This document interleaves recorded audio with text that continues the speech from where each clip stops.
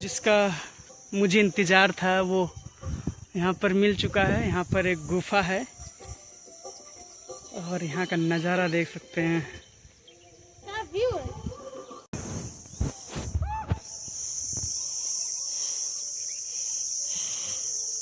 बहुत ऊंची ऊंची सीढ़ियाँ हैं। हम तो ऐसा लग रहा था छोटी छोटी सीढ़ियाँ हैं। देखिए कान्हा को यहाँ पर काफ़ी पसंद आया। खूब चिल्ला रहे हो कान्हा, फिर चिल्लाओ। ये थी आनंद। ये जो इसके अंदर आवाज आई ना, वो इसके अंदर का चेतना चिल्ला रही है, क्योंकि चेतना को चाहिए शांति। ये देखिए दोस्तों, आ गया हूं मैं कच्छ, और इस पहाड़ पर आप देख रहे हैं, वहां पर माँ आशापुरा मंदिर स्थापित है। जूम कर लूं?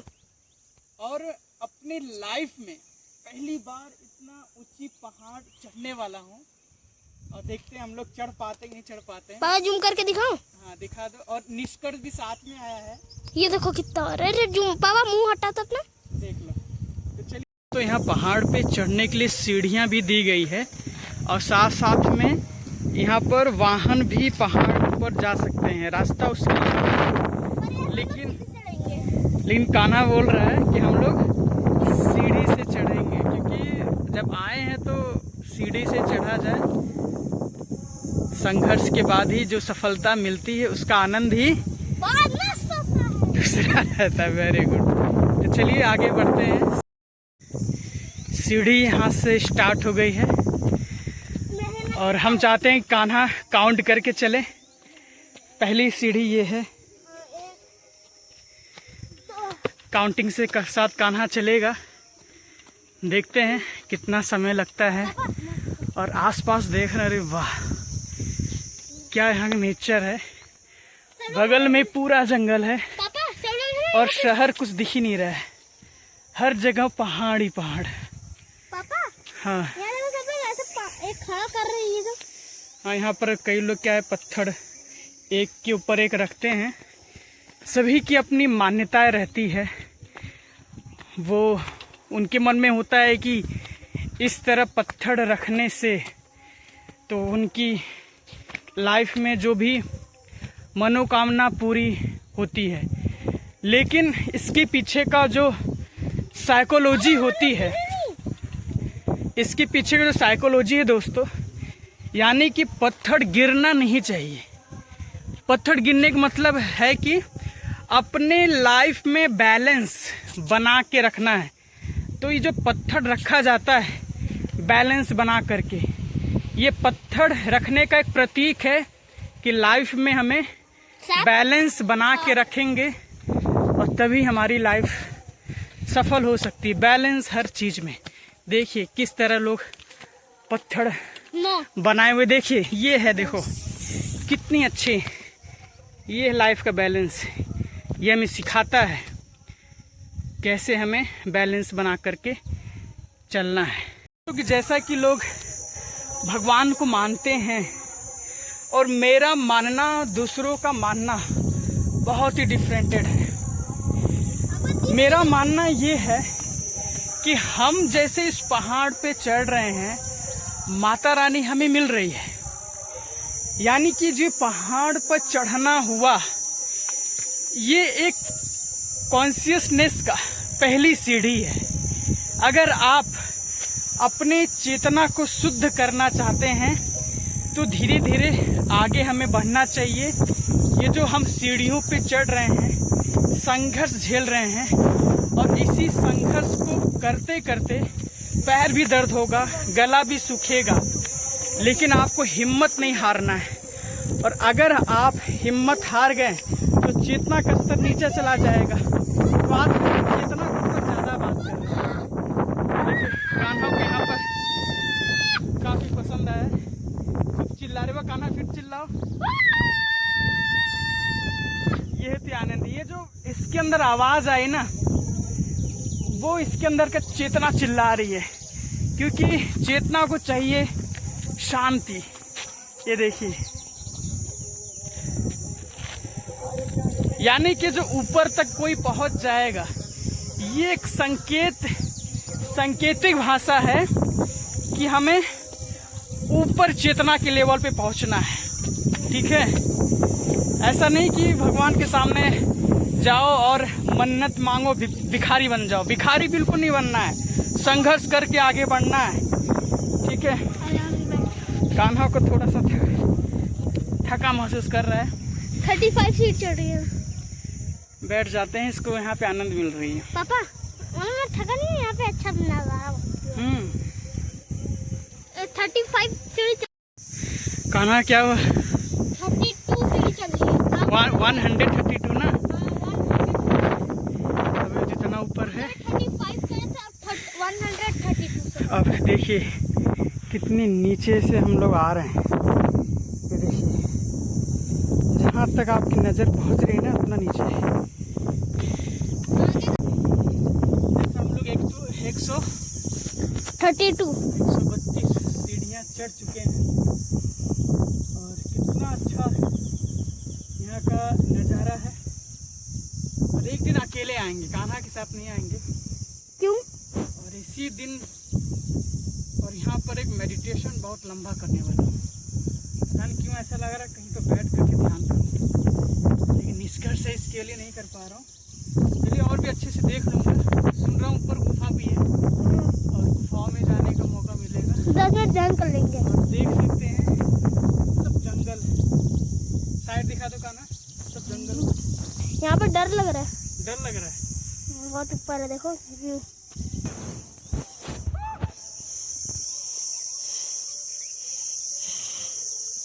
बहुत ऊंची ऊंची सीढ़ियाँ हैं। हम तो ऐसा लग रहा था छोटी छोटी सीढ़ियाँ हैं, इतना ऊपर पैर उठाना पड़ रहा है। वाह, माता का पैर भी है वहाँ पे। यहाँ पर माता का पैर भी है। मुझे तो थकावट नहीं लगे, इतना तो आदत है अपना। कान्हा थक गया है। 200 सीढ़ियाँ हो गई है, ऊपर तक आ गए हैं। कुछ ही दूरी और है। 300 तो हो गए यहाँ पे। कितना सीढ़ी हो बेटा? 300 सीढ़ी। 300 सीढ़ी। 300। बस पहुंच ही चुके हैं। ऊपर देख सकते हैं माँ का बोर्ड दिख रहा है। बहुत ही जल्द माता के धाम पे हम लोग पहुंचने वाले हैं इस वीरान जंगल से।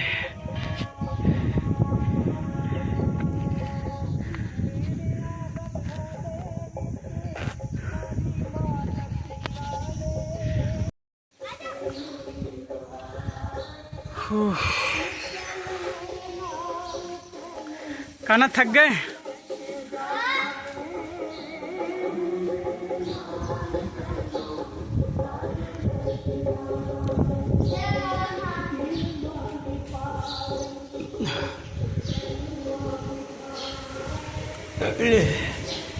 देख लो दोस्तों, दर्शन कर लीजिए आप लोग भी।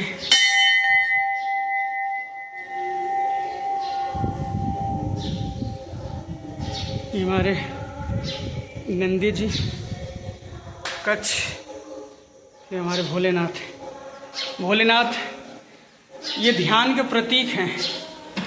जैसा कि हमारी आशा पूरा माँ, और इन्हीं के लिए ही पहाड़ों पर चढ़ाई हुई है। और इनका नाम आशा एक प्रतीक है। जैसा कि कोई अपने जीवन में आशा अगर खो बैठे तो हिम्मत टूट जाती है ना। वो जो हमारे मन में आशा बनी रहती है कि मैं हो जाएगा मेरे से, मैं कर पाऊंगा, वही आशा यहाँ पर उपस्थित है। यानी कि जो यहाँ पे मूर्ति स्थापना की गई है, वो जो आपके मन में आशा उमड़ती है ना, यही देवी आपके मन में बसी हुई है। इसीलिए इनका नाम आशापुरा मंदिर, आशापुरा माँ कहा गया है। हमारे अंदर पूरे भगवान उपस्थित हैं। अब मैं जो आशापुरा को जो मैं पूरा परिभाषित कर रहा हूँ, ये कहीं नहीं लिखा है, ये मेरे अंदर से आ रहा है।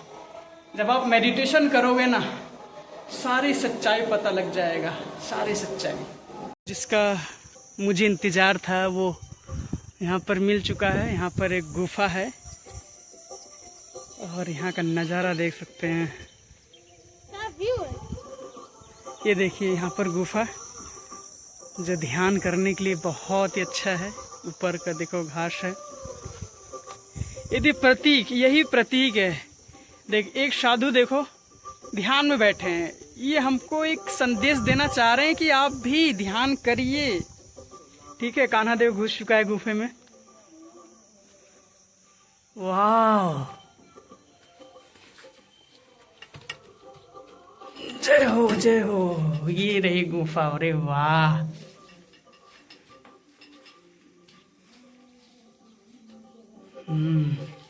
योगा मैट लाना था। ये रही गुफा आपका। एक बार ध्यान की स्थिति में बैठ जाओ कान्हा। ध्यान पोस्चर बैठो। कैसे बैठते हैं? बैठ कर दिखाओ। Very good. हाँ, पैर दुख रहा है? थक गए हो? कान्हा थक गया। ये रही गुफा, ये रहा द्वार।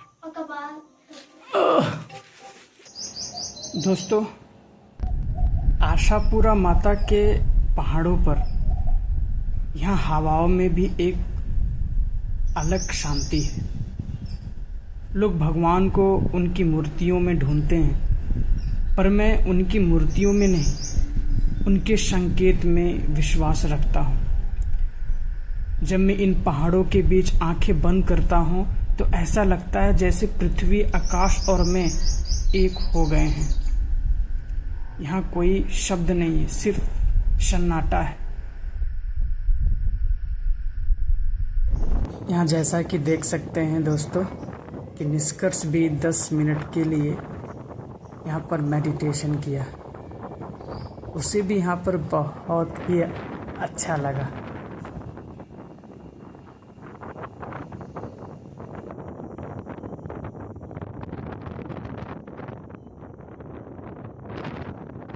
खाना भी बचा के आ रहा है और यहाँ पर देख सकते हैं कोई लग रहा है कि कैंपेन भी किया होगा, खाना वगैरह बनाया होगा। देखिए यहाँ पर मेडिटेशन करने के लिए बहुत अच्छा पत्थर है। इसके ऊपर बैठ कर के आप ध्यान कर सकते हो। ये देखिए,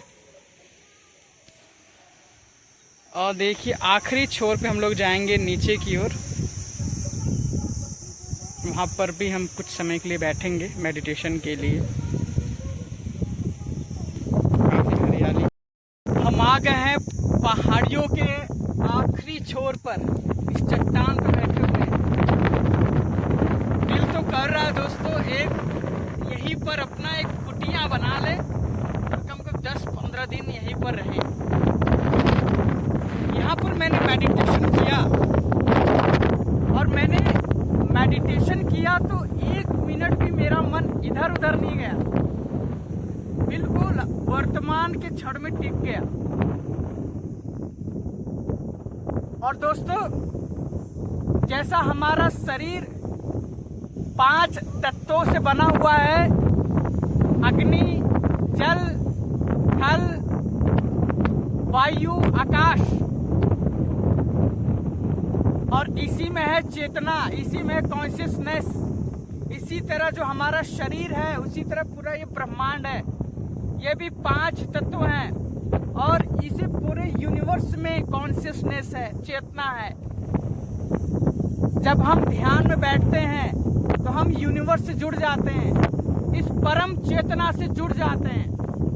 और जब हम परम चेतना से जुड़ जाएंगे, आपके अंदर का डर, आपके अंदर का विकार, सारे कष्ट सब पिघल जाते हैं, मजा आने लगता है। इसी तरह आप भी अपना समय निकाल करके ऐसी जगह पर जरूर आइए। अपने डर, अपने विकार को निकालिए, अपने अहंकार को निकालिए, मजा आएगा। एक दिन जरूर ऐसी जगह आकर के मैं अपना समय व्यतीत करूंगा, अपना समय बिताऊंगा। तो कान्हा जैसा कि पूरी तरह पूरे थक चुका है, मेरे से बोल रहा चलो, क्योंकि थोड़ा सा समय बिताने में मुझे बहुत अच्छा लग रहा है।